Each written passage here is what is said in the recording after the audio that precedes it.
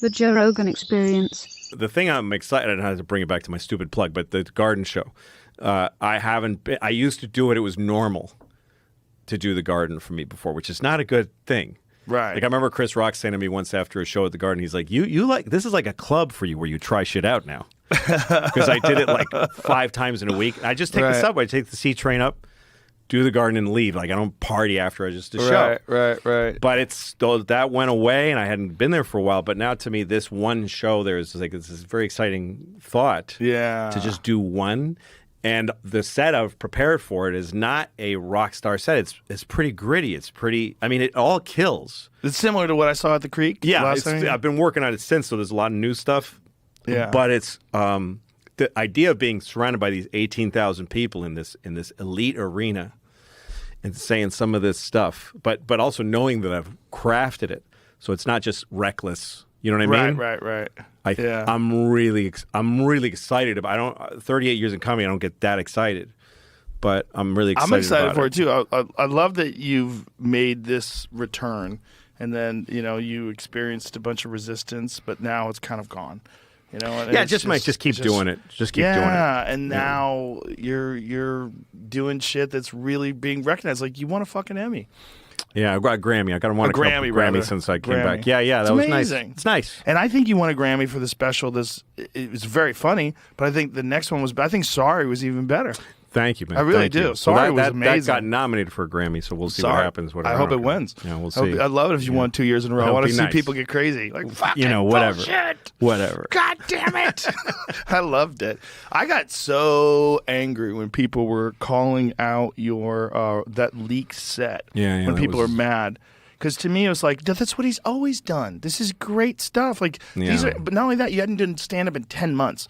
I'm like, this is the seeds of a fantastic hour. Well, it was and you're only seeing like literally the first couple of times he's even said these things aloud in public. I literally was having a conversation with another comedian and came up with the bits and went on stage and did them. So it was the first time I'd done them.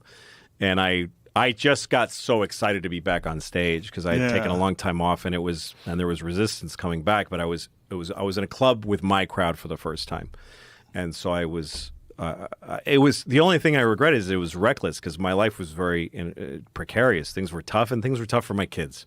So that created a bigger, huge stink bomb than anything else that had even happened. The set did? Yeah, the set was really hard. So, given how things were.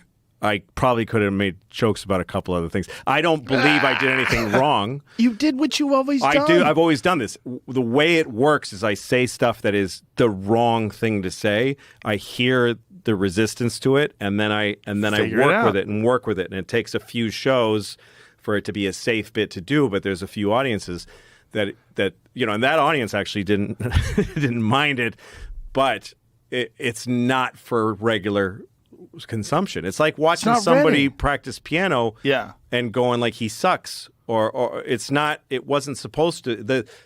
I think it's really bad that we don't have these barriers anymore where there's speech that's for these few people. There's speech that we're going to have a fun conversation where we're going to get a little crazy. It's not for the whole world to see. Well, what was infuriating to me was people that know that. They know what you're saying. Yeah. And they went after you. And I was like, you motherfucker. Yeah. There's people that I won't talk to this day because of that. Wow. I was like, I'm not talking to you. Like, unless you want to make some, like, big public apology or you want to apologize to me and tell me why you did it and what real feelings of insecurity and jealousy. But nobody can do that, though. Tim Dillon put a great post on his page about what's really going on. Yeah. He put a great post on his Instagram, and that's when I became friends with Tim Dillon. Right. He wrote, you're getting a bunch of people that are mediocre comedians and that are attacking him not really because of what he's saying, but because he's great and because they hate the fact that he was getting any attention at all and that should be theirs, and now they find some chance to move up in the social structure. Yeah. That's what it felt like to me. All of that is totally true, and it makes me understand it. In other words, it makes me feel sympathy. It makes me go like, all right, if that's what you need to do, that's what you got to do. I get that. I would prefer to hang out with somebody who doesn't need to do that, but I get it. And I can't be around them because I understand that. You can do that again. You could do that again. Sure. It's like having a snake in the room. Like, you can have a snake in the room as long as you keep the lights on. Aside from my shit, the thing that was a drag to me about comedy in the last few years was people who, any comedian who's out in the world saying that comedian shouldn't be saying these things. Yeah. That's a traitor to comedy. Well, they always suck. They're not a real comedian. And none of them are good. They've learned some tricks so they can seem good, and they might have a big audience, but they don't love this. Right. And that's a fucked up thing to do. It's a fucked up thing to do, and it's always coming from a place of jealousy. Yes, and also it's always happening to somebody who's already deeply besieged, somebody who's already the whole world. Of course. When you see the whole world coming down on somebody for something they said, and then you go, I'm going to say the same thing. Exactly. That's about you. That has nothing to do with how you really feel about what they said. It has nothing to do. It's just that you want to be heard in your circle saying it also because you see that you can get a little something from it.